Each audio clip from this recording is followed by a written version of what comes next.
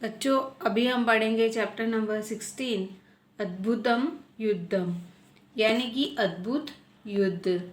अभी हम देखते हैं इंट्रोडक्शन। महर्षि वाल्मीकि द्वारा रचित रामायण एक आदि काव्य के रूप में प्रसिद्ध है। जैसा कि रामायण एक आदि काव्य है, इसके संगीतकार वाल्मीकि भी आदि काव्य प्रथम कवि है। इस रामायण में कुल 7 अध्याय है और 20,000 श्लोक है।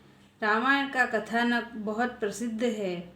तदनुसार राजा दशरथ ने अयोध्या के सिंहासन को राम को सौंपना चाहा, लेकिन कैकेयी राम को दिए गए वादे के अनुसार जंगल जाना पड़ा। सीता के साथ साथ लक्ष्मण भी राम के साथ वन में गए। वन में भटकते हुए राम दंडकारण्य के पंचवटी क्षेत्र में पहुंच गए। यहाँ उन्होंने पत्तों की एक झोपड़ी बनाई और खुशी से रहने लगे। इस अवधि के दौरान घटित घटनाओं का वर्णन रामायण के चौथे अरण्य कांड में दिया गया है। इस पाठ में दिए गए छंद इससे लिए गए हैं। इस निवास से लंका के राजा रावण ने सीता का अपहरण किया था। सीता का अपहरण करते हुए रावण रास्ते में गिद्ध राजा जटायु के पास आया।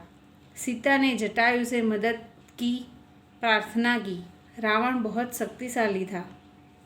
उसके पास धनुष, तीर, रथ आदि जैसे विभिन्न हथियार थे, जबकि जटायु के पास उसके शारीरिक अंग जैसे चोंच, पंख और नाखून अलावा कोई और हथियार नहीं था।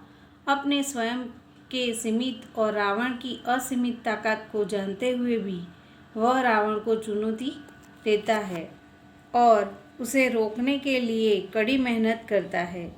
दुर्भाग्य से वह सफल नहीं हुआ। फिर भी जटायु के प्रयासों से उसे रामायण की कहानी के साथ अमर बना दिया। यहाँ तक कि एक पक्षी होने के नाते जटायु रावण के साथ कड़ी लड़ाई करता है, क्योंकि वह समझता है कि यह उसका कर्तव्य है कि वह अपने जीवन की कीमत पर भी एक दुखी महिला की मदद करे। जिस तरह से जटायु की इस लड़ाई ने रावण को कुछ समय के लिए विस्मित कर दिया था, उसे कविता के इस भाग में बहुत ही खूबसूरती से वर्णित किया गया है। इस कविता से मानव को सबक सीखना होगा कि अत्याचारी कितना भी शक्तिशाली हो और हम साधारण ताकत के साथ हो सकते हैं, फिर भी कम से कम एक बार हमें उसके खिलाफ खड़ा होना चाहिए और दुख को ख़त्म करने की कोशिश करके मानवता के लिए अपना कर्तव्य को पूरा करना चाहिए। कंजूसों का कर्तव्य नहीं। अभी हम देखेंगे चैप्टर जो है वो श्लोक में है। श्लोक नंबर 1। ततः पर्वत शृंगाभः तीक्ष्णतुण्डः खगोत्तम वनस्पतिगतः श्रीमान् व्याजहार शुभां गिराम्। ततः पर्वत शृंगाभः, पर्वत शिखर जैसी शोभा वाला। तीक्ष्ण तुंड, धार वाली चोंच वाला।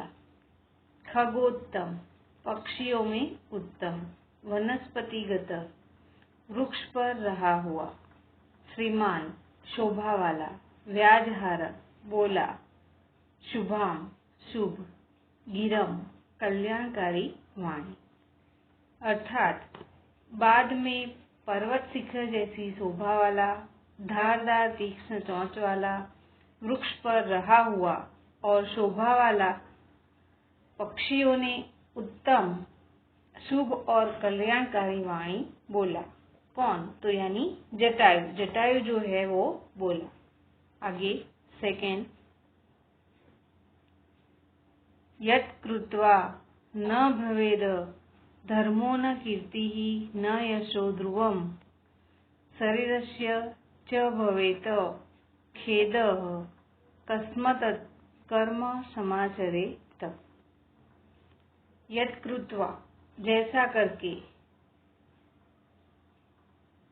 न भवेद, नहीं भेद, धर्मो न धर्म न, कीर्ति न, यशो ध्रुवम, यश निश्चित, शरीरस्य शरीर का, च भवेत खेद, और को दुख का, तस्मद वो, कर्म समाचरित कौन करता है।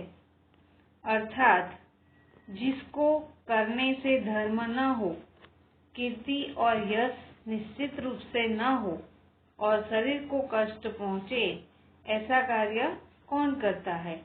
यानी जटायु कहता है कि जिसे जो कार्य करने से धर्म नहीं होता, यश नहीं मिलता, कीर्ति नहीं मिलती, निश्चित स्वरूप से हमें मालूम है, तो ऐसा कार्य करने के लिए या ऐसा कार्य कौन करता है, अपने शरीर को कष्ट कौन पहुंचाता है।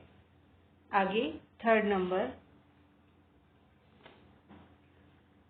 निवर्तयः गतिम नीचाम परदारा भीमशरणात् न तत् समाचरेत, धीरो यत् परो यस्य विगर्ययेत। निवर्तय रोकाई जा, गति, नीचाम नीची, परदारा भीषणाम दूसरों की स्त्री को स्पर्श करने से होने वाली, न त समाचरेत नहीं ऐसा आचरण करना, धीरो धैर्यशील,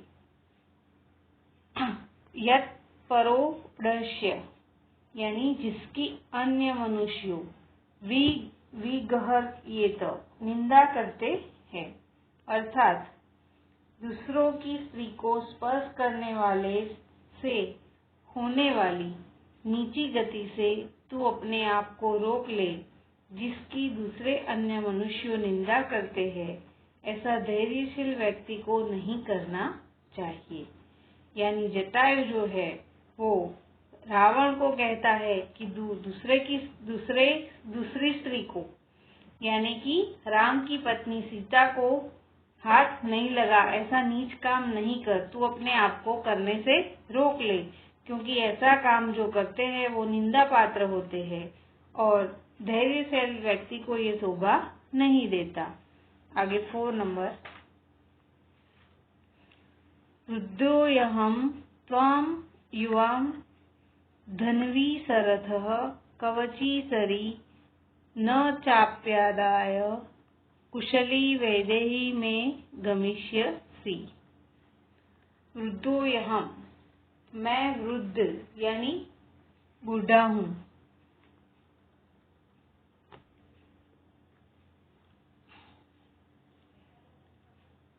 त्वं तुम, युवान, धन्वी धनुष्य वाले, सरथ रथ वाला, कवची कवच वाले, सरी बाण वाला, न चापयादाय नहीं ले जा सकता, कुशली कुशल, विदेही सीता, मैं गमिष्यसि नहीं जा सकता।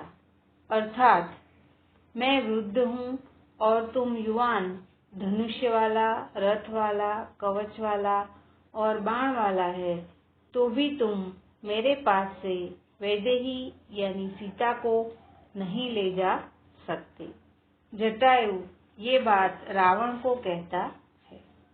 आगे 5 नंबर, इत्युक्तः क्रोधताम्राक्षः तप्तकाञ्चकुण्डलः राक्षसेन्द्रोऽपि विद्रुद्रावः पतगेन्द्रम् अमर्कषणः। इति युक्तः ऐसा कहने के बाद,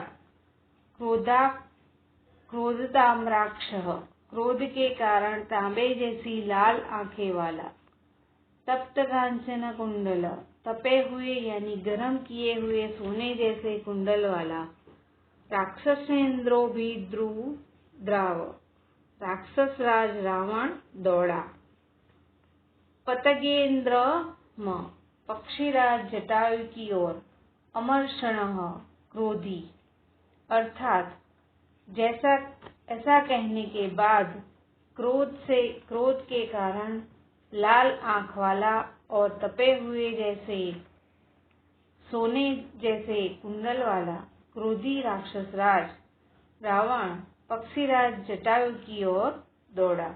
यानी जटायु ने जो सीता को रोकने के लिए बात कही तो वो रावण को पसंद नहीं आई और जटायु को मारने के लिए वो जटायु की ओर दौड़ता है। 6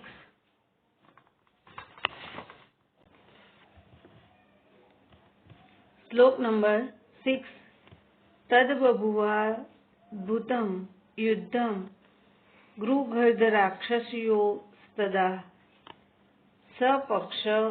सपक्षयो मार्लवतो महापर्वतयोरव।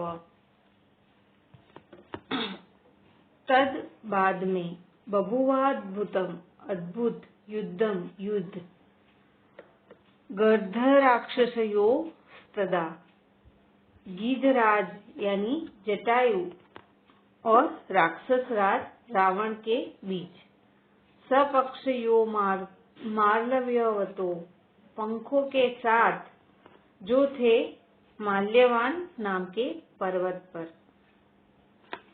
महापर्वयोरिव महापर्व तो अर्थात बाद में गीध यानी जटायु और रावण राक्षस राज रावण का पंखों के साथ दो माल्यवान नाम के महापर्वत जैसा अद्भुत युद्ध हुआ।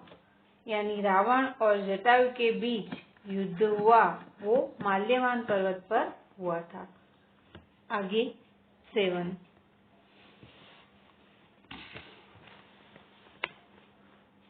विदार नखरैश्य तुंडः पृष्ठे समर्पयन् केशांस्तो तपाटयामास नखपक्षमुखा युद्धः।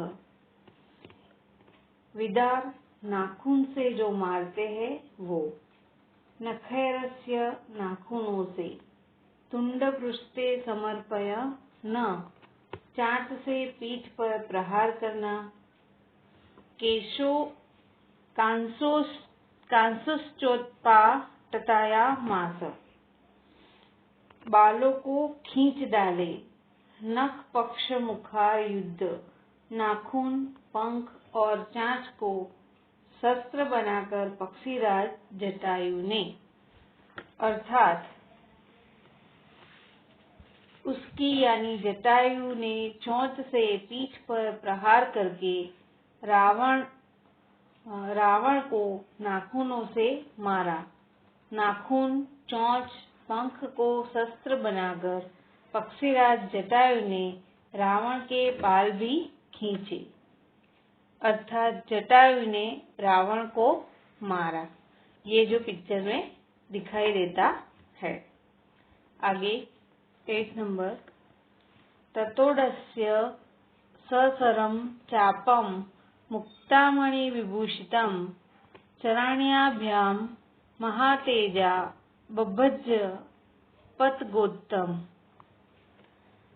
ततोडस्य बाद में ससरम बाण के साथ, चापम धनुष्य, मुक्तामणि विभूषितम मोती और रत्नों से सुशोभित, चरण्याभ्याम 2 पैरों से, महातेजा महान तेजस्वी, बभ्रज तोड़ डाला, पतगुत्तम पक्षियों में श्रेष्ठ जटायु, अर्थात बाद में महातेजस्वी पक्षी श्रेष्ठ जटायु ने उसको यानी रावण का मोती और रत्नों से सुशोभित धनुष्य बाणों के साथ उसने यानी जटायु ने 2 पैरों से तोड़ डाला।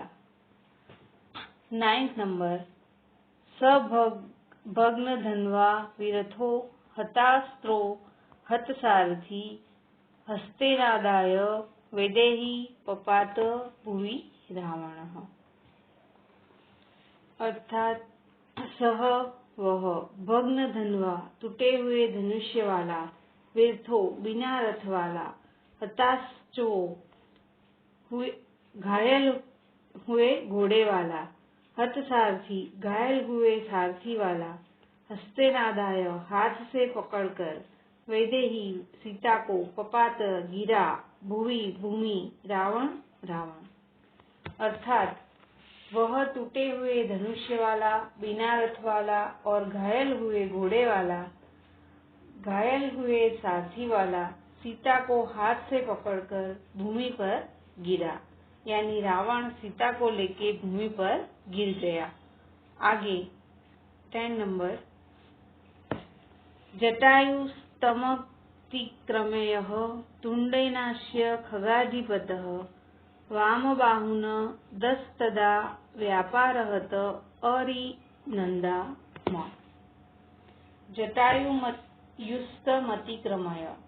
यानी जटायु ने हमला किया, तुण्डेनास्य चोंच से, खगाधिपति पक्षियों के राजा, वामन बाहु बाएं हाथ, 10 तदा व्यपाहारत तोड़ डाले, अरिनंदा शत्रुओं का दमन करने वाला यानी शत्रुओं का नाश करने वाला। अर्थात पक्षियों के राजा, शत्रुओं के दमन करने वाले जटायु ने रावण पर चोंच से हमला करके उसके यानी कि रावण के 10 बाएं हाथ को उखाड़ फेंके। अस्तु।